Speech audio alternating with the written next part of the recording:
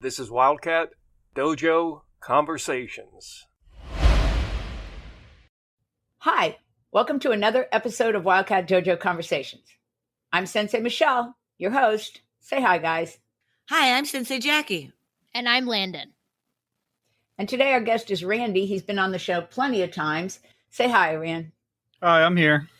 Well, we've looked at the samurai, we've looked at the ninja, and so we're going to finish out that triangle with the Ronin, which was the samurai without a master. Ronin actually translates to wave man and refers to a drifter, someone who is adrift in life, a wanderer, or a vagrant, someone who is really completely outside the social structure. What do you guys think about all that? I think that it's a very interesting way to look at it. It's very poetic that they use the word wave man. Yeah, because like you're adrift on the sea, right? Yeah, very, very haiku of them.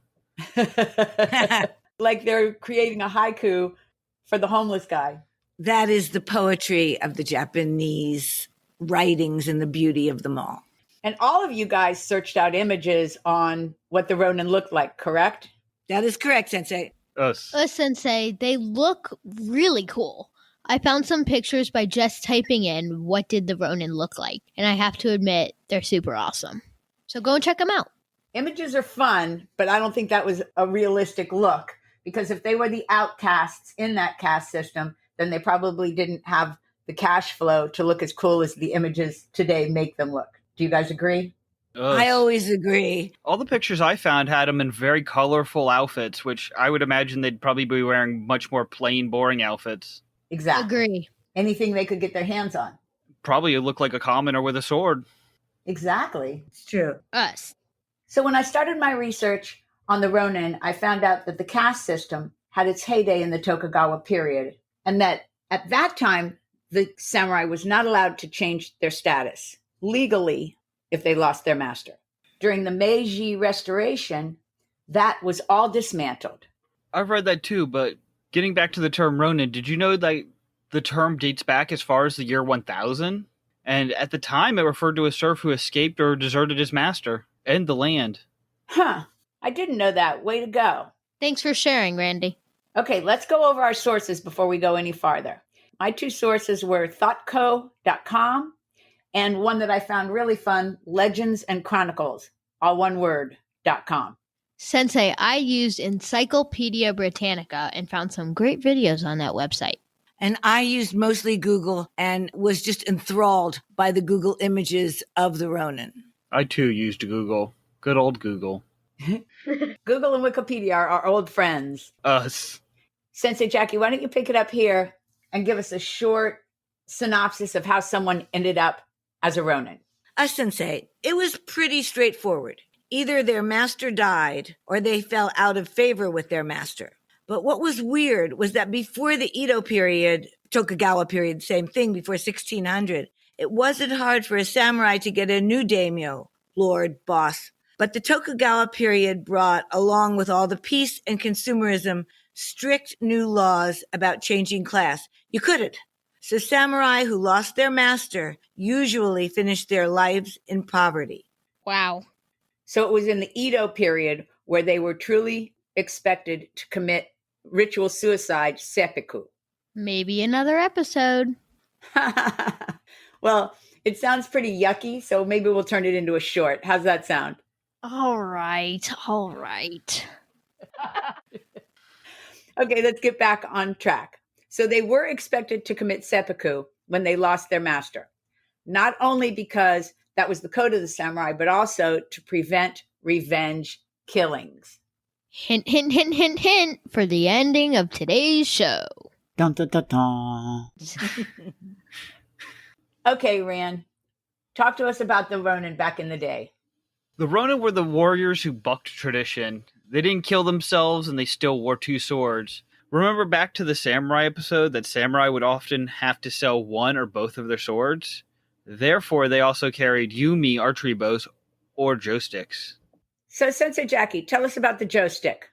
Sensei, I love the joe stick. It's one of my favorite weapons that the samurai and the Ronin carried. It's a stick, a staff, the same as a bow, except much shorter. It was about 4 feet long.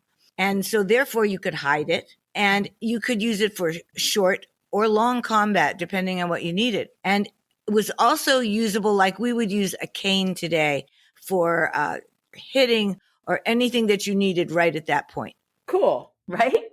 Yes. That's so interesting. Going back to the archery bows, Sensei Jay just asked me the other day if we would do a whole episode on archery, not just Japanese, but all kinds of archery. And of course I said, for sure we're going to do that, right? Oh, Yes. Sensei, that would be super cool. Hey, maybe people can tweet us about the first time they ever shot any kind of a bow.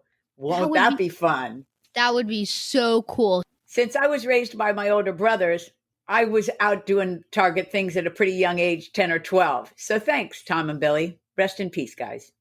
Sensei, that's interesting about your brothers. But unfortunately, I think it is super unfair that samurai couldn't change careers legally. Even though a rule was in place, a few beat the system and became bodyguards, and some even became henchmen for the wealthy. Do the listeners remember we said some even started gangs? I remember that. Here's another weird aside. The term Ronin is used in Japan to describe somebody who is not in college and a salary man who is in between jobs. Huh. That seems harsh. But moving back to history, by the end of the Tokugawa period, there were almost 500,000 Ronin. This caused an uprising where Ronin fought to change the policy. Finally, the shogunate relaxed the policy on changing your place in society and allowed them to find new masters. The uprising was called the Keion Uprising, and it started in 1651. Very cool. By the way, did you guys ever wonder how Musashi was able to feed himself after he became a Ronin?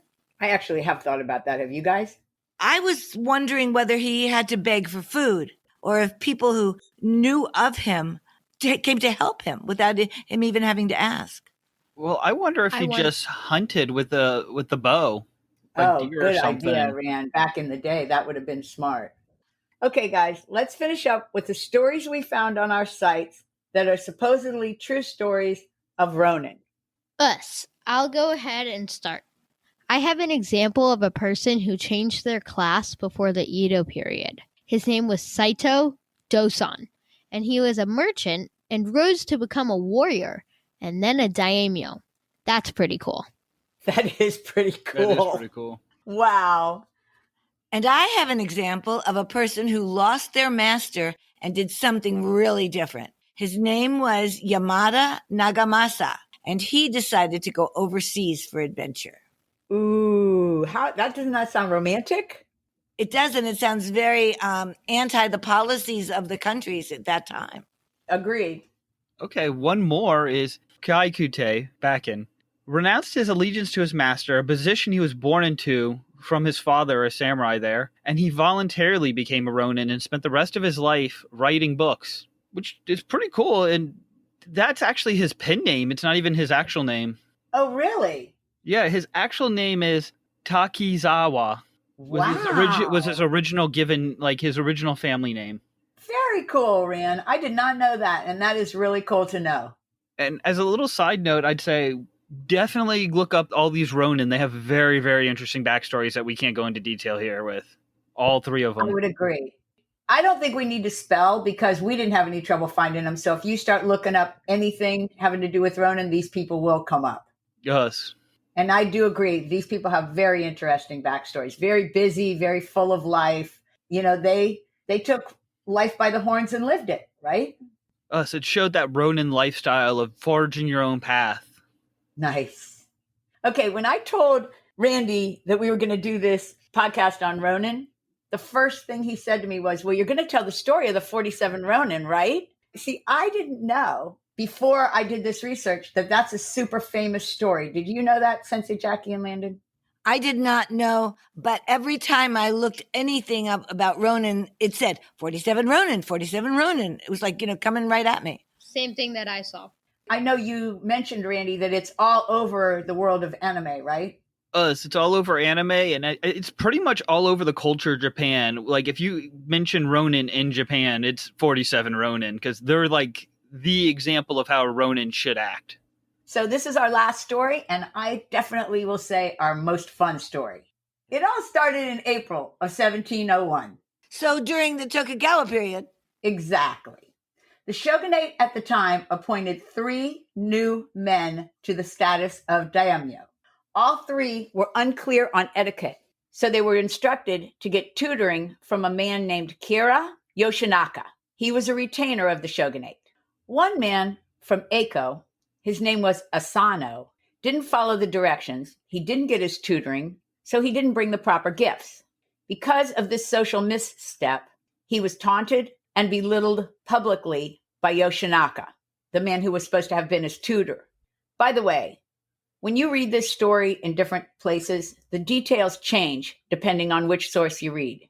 Each source has different levels of meanness, from Yoshinaka to Asano, and different reasons why the other 2 weren't tortured as much. For example, one of the sources said that only one of the 3 men got the tutoring, but the second man paid Yoshinaka to quit bothering him after the fact. One of the sources did say that. But the bottom line is the same. Asano was constantly ridiculed publicly by Yoshinaka. Bummer. Yeah, it doesn't sound like an easy life, does it? Terrible. Yeah. Okay, Rand, what happened? Okay, finally on April 21st, 1701, Asano couldn't take any more. He lunged at Yoshinaka, the tutor and tormentor. Unfortunately, the tutor was just wounded, but because of the breach of status, Asano was ordered to commit seppuku, which he did. Some accounts say the same day, others say it was a few days later. That is a lot to take in, but there's so much more. It took days for the information to reach the Akko fortress, Asano's home. As the rumors arrived in Akko that the shogun would be taking over the castle, the samurai, now Ronin, led by Oishi Yoshio, decided not to fight for the castle and instead seek revenge. Some sources say there were 320 Ronin and all but 47 committed seppuku. Some sources say 47 was the total number of samurai, and they were all committed to the revenge. As part of their plan, the castle was surrendered on May 26. Of course, Yoshinaka lived in fear of revenge, but the ex-samurai, the Ronins, looked like they'd decided to retire to a life of either menial labor or lazy decadence. Their behavior caused the Lord to let down his guard.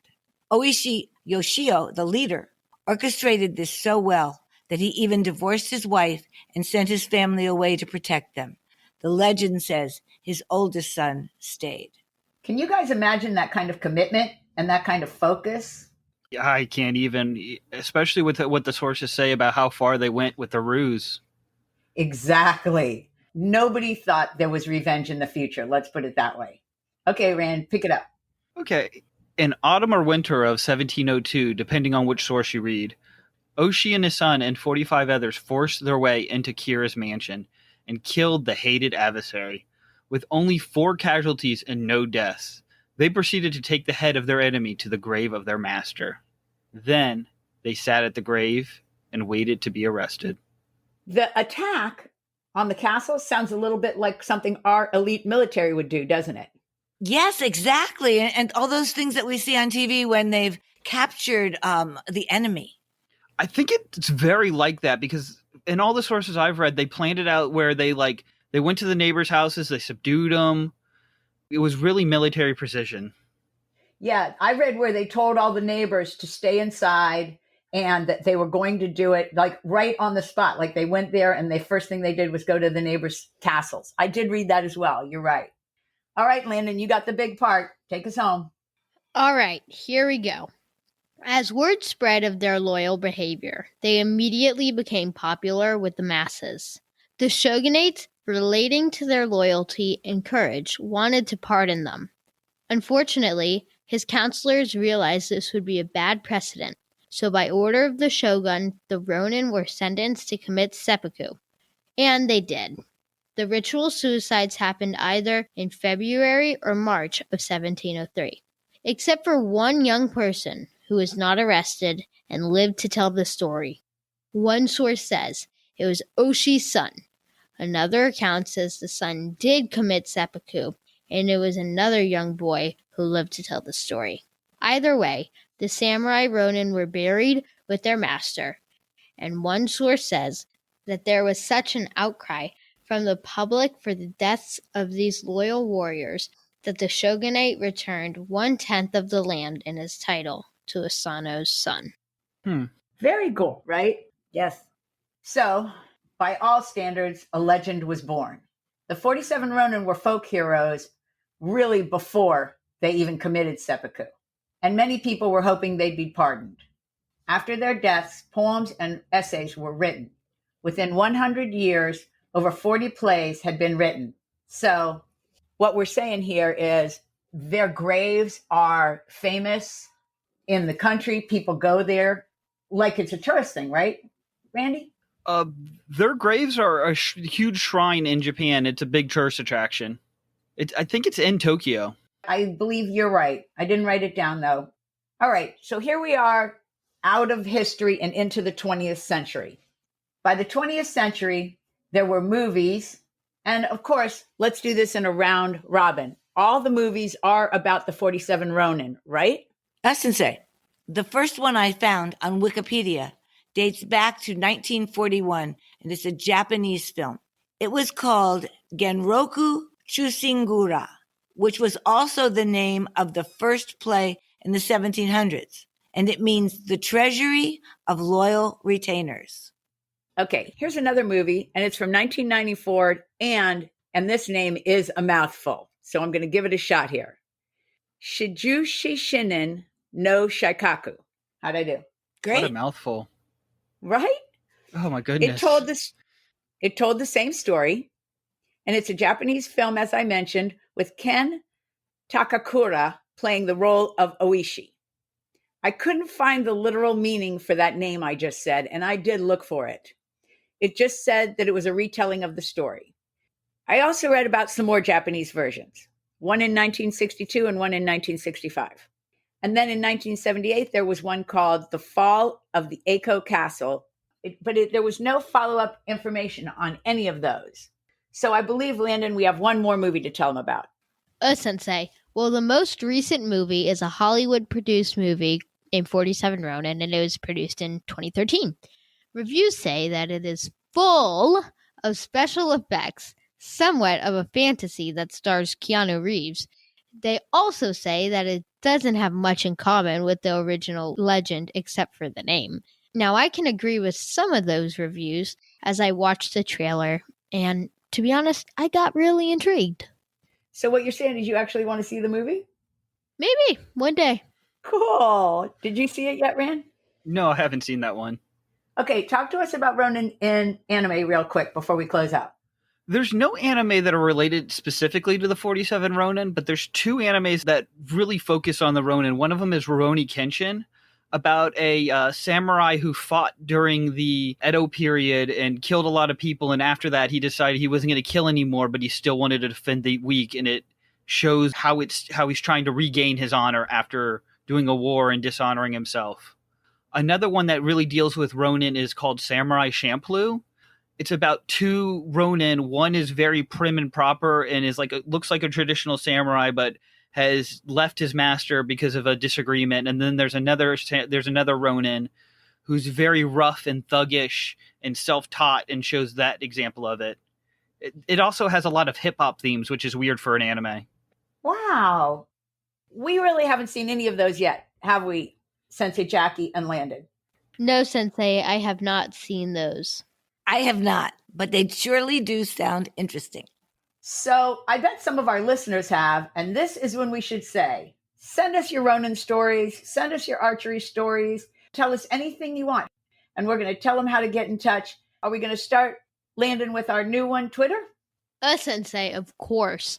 You guys can go and check out our new Twitter page at Wildcat Dojo. And it turns out Wildcat Dojo is the name of our presence all over the web. It's all one word. Wild Cat and Dojo is Dojo. Did I miss any of the online things, Jackie?